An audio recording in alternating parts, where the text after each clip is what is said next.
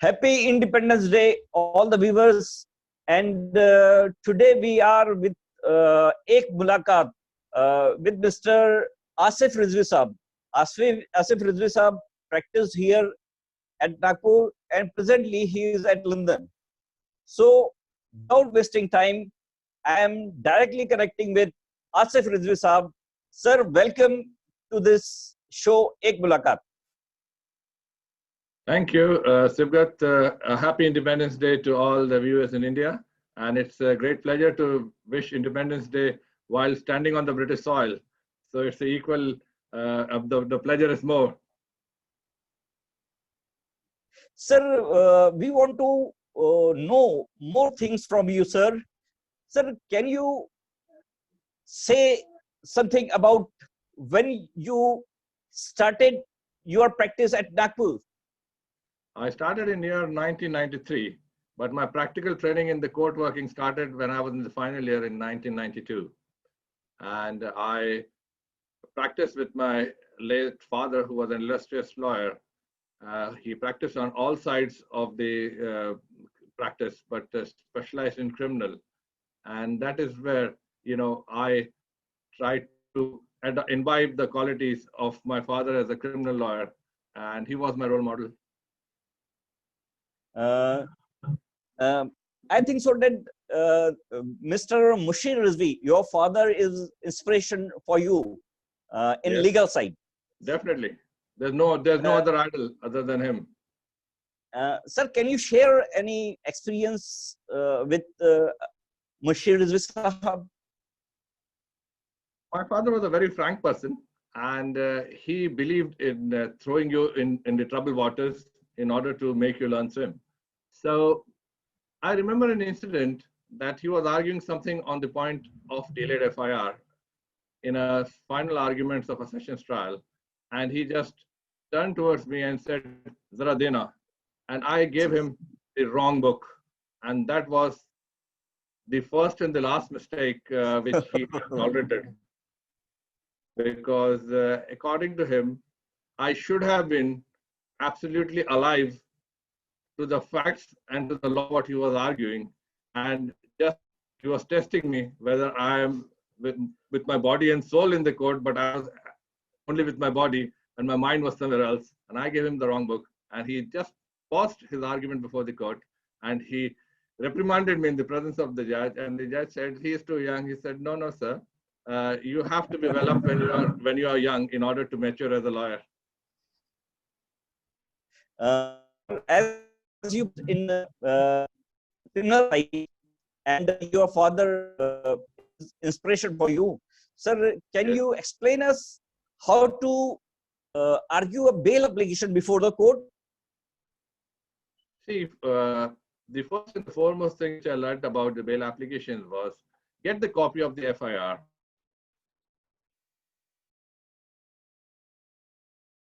Because that is the actual case. 99% the FIR speaks the truth, and then the interpolation of the police starts percolating in the case, and that you can gauge as and when the PCR police custody remands are produced. Every time somebody who says agyat in the FIR starts identifying the people, identifying the weapons, and that is how you have to demonstrate to the court. Look here, sir. At the first instance, he doesn't name me, and you have to then you are able to establish that there's no prima facie case. So according to me, the most vital document will be the FIR, followed by the remands in the court. And this is at the pre-charge sheet stage. In the post-charge sheet stage, sir, in the post-charge sheet stage, you have the entire case. You can point out from everywhere, in the nutshell, that whether this particular case, accepted as it is, shows a prima facie case. Because at this stage, you're not able to run, the court will also not be able to look into whether the case will end in acquittal or conviction. It depends on the actual trial. But the basis of prima facie case can be demonstrated even from the charge sheet, that whether the case stands or is going to fall. Sir, as you explained about taking the advantage of the FIR for arguing a bail application before the court, Yes. Sir, after filing charge sheet, can you explain how to prepare for a trial before the court? See, preparing before, you have to be very well up with the facts of the case. You have to try to take all the witnesses in all different directions. So you have to initially mark out the contradictions in their statements and how they contradict each other. And when they are before the court, you look into their previous statements. Suppose if he is a lodger of the FIR, then you have the FIR. If somebody makes a 161 statement, then you have a 161 statement in order to contradict his version before the police and the version before the court. Now, this is basically, the first step. The other step will be using your common sense, enter into the arena of the incident. For that, I would say that visiting the spot of incident is absolutely necessary, because as I was on the criminal side in Nagpur, I made it a point that when I accepted the case, the first thing I would do is, if it's a night incident, I'll go in the night. If it's a day incident, I'll go in the day. And actually visualize the situation and make my own maps. Like, for example, if there's a bus parking there, usually the bus is parked there, you can use that particular thing in order to shield the incident that, oh, some buses are there. What the other witness will not be there. Then witnesses try to go to the police if somebody who has witnessed the incident or himself been attacked, then whether his clothes were bloodstained. There are many things you have to enter very carefully into the arena, because cross-examination is a double-edged sword. It will cut you and it will cut the prosecution case as well. But if it cuts you, then admission is the best evidence and you are fixed. So ask minimum questions which are absolutely necessary. Unnecessary questions will bring they will reduce the burden of proof upon the prosecution, and your admission will be your death knell. Okay, sir. Sir, we want to know the skill of cross-examination. Can you explain something? It depends on many things, Like you have to fix a particular witness into a particular case law.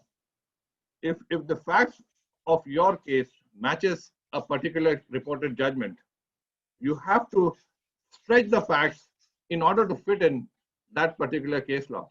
So you have to be very well up with the case laws, especially the latest ones. Even the old ones have not been set aside. Like, for example, the discovery case goes to the Privy Council, Kotaya. So these things you have to bear in mind when you're cross-examining the witness, whether, I'm going to fit him in this particular facts of that particular case law. So you have to bear in mind. For that, there is no escape for a lawyer other than reading. And preparing your own notes. When you're reading a file, if you think that this particular witness can be fitted into a particular case law, make a note there and there only. Like, for example, AIR, SC so-and-so, all MR so-and-so. So that at least if you don't remember the page, you remember the year. Sir, as you are practicing presently at London, UK, then sir, what is the difference to practice at India or at London, sir? I would say generally the practice in the UK is very, very ethical, in the sense that if a person is guilty, and I just cannot help him, in the sense that it's a jury trial. The jury will determine the guilt, and the judges are they're not bound by the jury, but then the jury's opinion is very important. Apart from that, like in India, things have stayed as it is after 47. Whereas in the UK, much water has flown below the bridge. There, the investigation is so sound here in the UK that first of all, it's a small country. The resources are more, the crime is less, the accused are less, the prosecutors are less. So they go into for scientific investigations. Like in every third case, they will definitely go in for a DNA. They see the crime scene. There is no interpolation. I would say the police is very fair. And the last thing they are going to do is to arrest the accused. They start the investigation. They will call you and they will let you go. And thereafter, after completing the entire investigation, the matter goes to the Crown prosecution. The Crown prosecution would recommend whether to charge sheet somebody or not. So unless and until they are very sure of a conviction, the cases hardly go to the court, and therefore the conviction rate in the UK is very high. So I think so that the reformation is required in investigation in our country. Yes, definitely. Like for example, the 313 statements. While I was at the bar, and I'm sure my friends at the bar, in 313 statement, you explain that the accused what to say. There it will not be. You're not supposed to step into his shoes. He has to go by what he has to say. The lawyer's roles are only to bring the fact rightly before the court. Whereas I think so, our system, because of passage of time or less resources, has become a tool in the hands of, you can say, much intelligent and resourceful people. Let's go for reformation in our procedure. You need a criminal reformation to the even amendments to the Evidence Act, and all those things have to be brought in to be at par with the other things. Scientific investigation will definitely will be a good step, and it has started actually when I was there also. I mean, in certain cases there were DNA reports and forensic investigation, but there needs lots of reformation still. Like the police reformation has to be there. I remember one of my matter. It was a shootout case in Itwari, and the accused were from UP. The trial court convicted them, and the High Court immediately granted them bail when the appeal was filed. And Justice Gawai, while sitting in Nagpur bench, he had referred to only 3 lines in the bail order of, fortunately, my cross-examination, when I had asked the prime witness that after these fellows were arrested, you were called to the police station and the police showed that these are the persons we caught, and he said yes. Then that was prior to the putting him for the what do you call the test identification for it, and that's how it crashed, because overzealous investigation always creates loopholes, because truth is going to come out from one side or the other. I was for number 3. I got a chance earlier. Somebody else could have brought the same question. I don't take it a credit upon myself, but then it's a failure of the police how they do the investigation in such a serious matter. And all of them, who I believe were not the real absolute innocents, but they are all enjoying bail now and probably waiting for a hearing and a judgment of acquittal.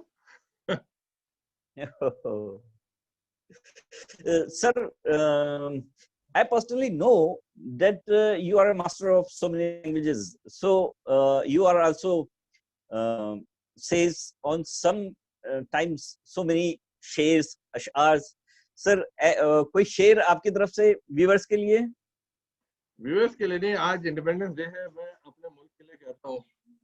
I'm remembered of a share from Fez. It says, उठकर तो आ गए हैं तेरी बंद से, मगर कुछ दिल ही जानता है किस दिल से आए हैं. I hate to be in the UK. I am there only for my family reasons.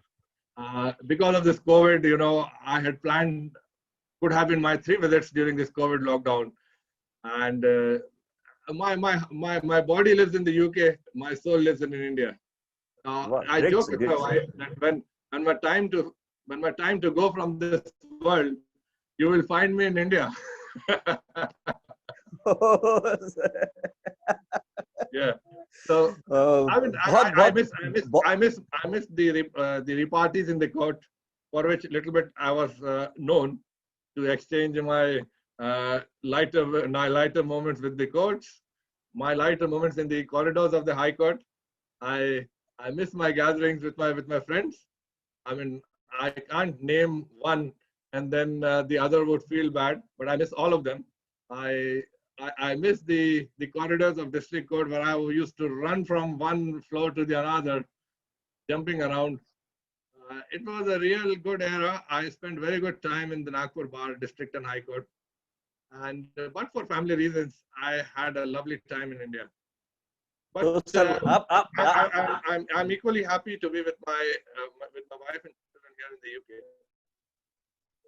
And looking to the scenario now, they are become so used to this particular life that it will be very difficult for them to go back and settle there. So I think now my life continues in the UK, but definitely my visits are overdue to India.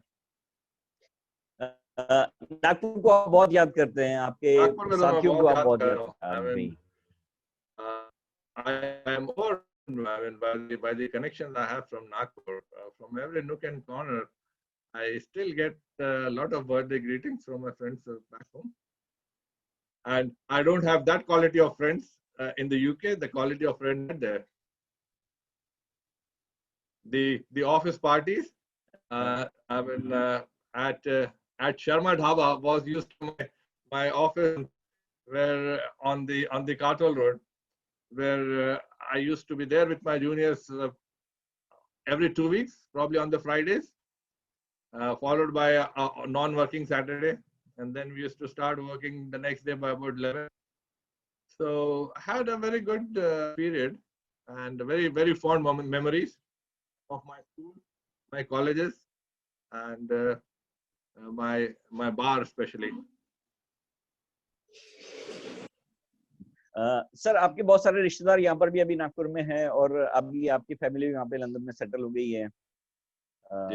और जैसे आपने जिन sentences का इस्तेमाल किया, जिन जुमलों का इस्तेमाल किया कि आपकी रूह जो है, आपकी सोच जो है वो इंडिया में ही है. तो मेरी नागपुर में, लंदन में. सर ये आज के लिए, ये आज इंडिपेंडेंस डे के दिन एक सच्चे भारतीय का इस तरह के शब्दों का उपयोग करना, सर ये बहुत ही खुशी की बात है सर. और फिलहाल सर नेटवर्क कनेक्टिविटी की वजह से बहुत सारी चीजें ऐसी होती है कि बहुत ज्यादा क्लियर नहीं होती है हमारी आवाज, और हम बहुत अच्छा उसको रिकॉर्ड नहीं कर पाते हैं सर. इन फ्यूचर हम ये चाहेंगे, बहुत सारे जूनियर्स ये चाहेंगे कि आप फिजिकल प्रेजेंस में वो लोग सुन सके. तो आप जब भी यहाँ पर इंडिया आए तो आपको यहाँ के juniors I will arrange to get together inshallah.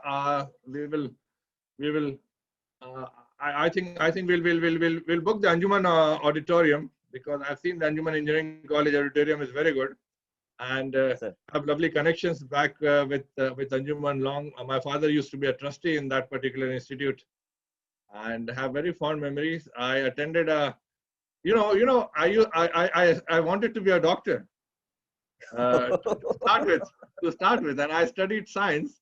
And there used to be a PMT classes in Anjuman, which I attended. It was run by Professor Qazi and Professor Saeed Khan sahab. And but then I got an admission, a seat in Wardha. It was a capitation fee seat. I explained to my dad, look here, my 12th performance was not all that good, and I am more inclined to be a lawyer. But it was only at your instance, because my brother was an engineer and he wanted me to be a doctor. So I had studied science, so better don't waste your money upon me. And so he said, no, this is a frustrative decision. So he spoke to the principal, Mr. Meghe of the law college then. And Mr. Meghe said, yes, definitely it's a frustrative decision. Let him go to BCom. So it was Mr. Meghe who decided that I should do BCom. And this used to be, I mean, the friendship, and people valued the views. My father said, Mr. Meghe said, you have to go to GS College and take admission in BCom. So I landed from science into commerce. And then I studied 3 years. And then again, my father asked me, do you want to do MBA or chartered accountancy before you decide you want to be a lawyer? I said, I have no other ambition. I want to be a lawyer. And then he said, if you want to do it seriously, because a half-hearted lawyer is not a lawyer at all. He is only a novice, and he will remain a novice all your life, or rather all his life. So, Eddie ne kaha कि 100%. I used to be a little colorful personality during my college days. So all my outings were reduced. The day I joined the bar, I used to meet my friends only on Saturdays evening, and that was it. And right from the morning when my father used to prepare his cases, I used to be around, and that is how, you know, he handed over all the second class litigations to me, because naturally all his top cases, the clients who paid him his fees were dealt by him. But no case is a second class case. I'm saying second class because my father was not able to do them. So he just threw me in water. And I started with practical experience and his guidance. Somehow, when he was on his deathbed, I was arguing a POTA bail application because it used to be a writ petition for POTA. There was no bail. There was no bail. And it was his matter. He was to do that. And I was, at last minute, the client had no option. He went along with me. So I was representing one accused, Sangram Sirpurkar was for another, and the third one was Amol Deshpande. So we three argued the matter before Justice Khande Parkar. And in the evening, when my father asked me what happened to that case, I said the writ petition is allowed. He held my hand and he said that now I can die in peace.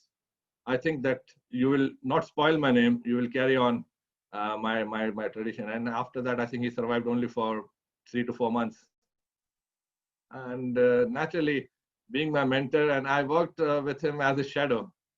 I miss him every moment, even today, after having moved 7,000-8,000 miles away. Still, I miss him as my guru, my teacher, my mentor, and obviously my loving father. So this is how I came. All the Nagpurians and the legal fraternity miss Advocate Asif Rizwy Sahab. Definitely, I mean he left a very good a goodwill behind him. Every time, I mean, when I used to go before a new court after the transfers, 75% of the courts used to say, "Oh, are you connected with the senior Rizwy who used to be in Nagpur?" And when I used to say with pride that sir, he was my father, they used to ask me, "How is he?" And then when I told them that, oh, he is no more, the judges expected me to be able to justify